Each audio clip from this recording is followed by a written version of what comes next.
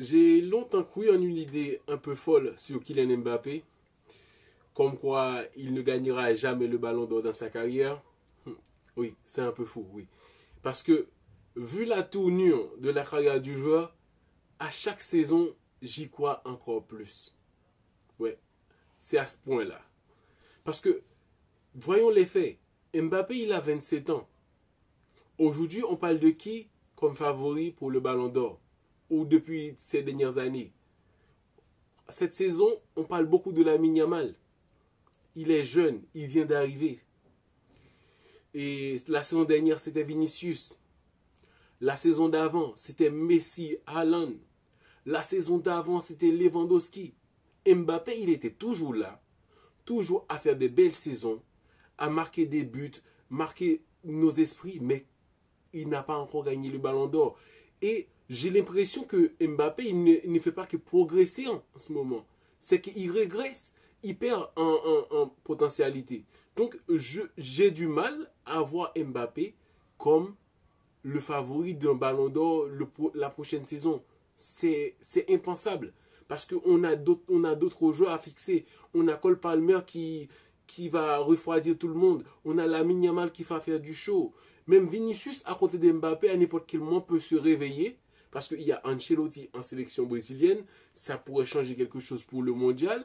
Donc, et avec Vinicius beaucoup plus de confiance qui s'impose au Real Madrid aussi, ça peut faire et disparaître un peu Mbappé parce que Vinicius, c'est un joueur qui met du plaisir sur le terrain. Il fait du show, c'est un Brésilien, on le voit, on va le remarquer même quand il ne force pas.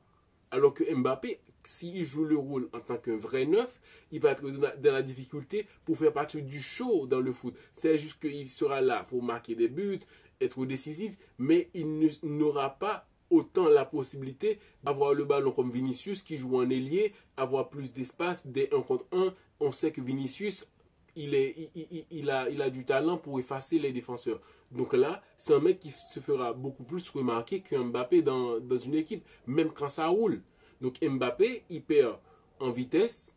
Et aujourd'hui, s'il ne fait pas ce sacrifice de se réadapter pour réapprendre à jouer en tant que neuf, en tant que buteur, là, ça va coûter cher dans sa carrière.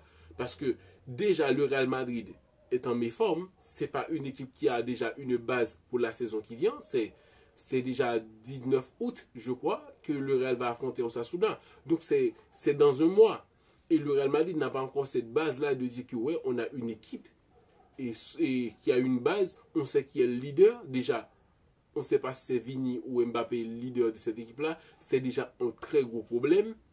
Donc, on va gérer la guerre des égos bien avant.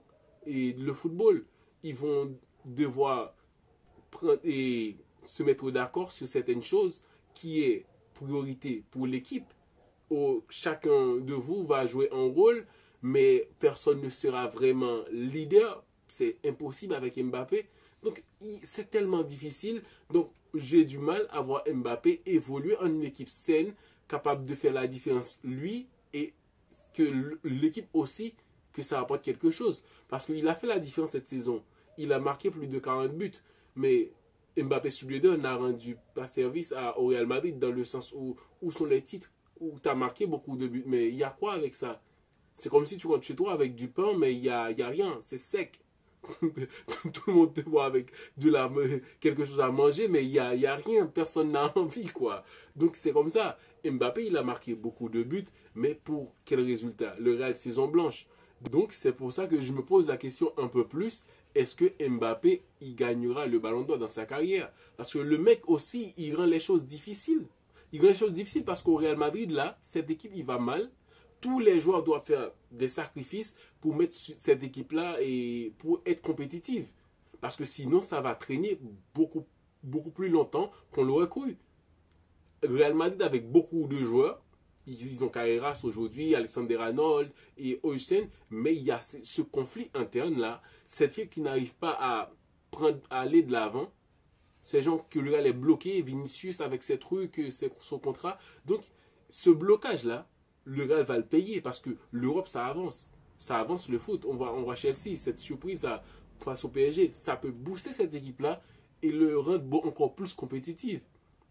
Donc le Real Madrid, ça traîne encore. Alors le Barça à côté de toi et ton adversaire direct, et ça roule chez eux. Donc ils vont commencer le championnat en feu.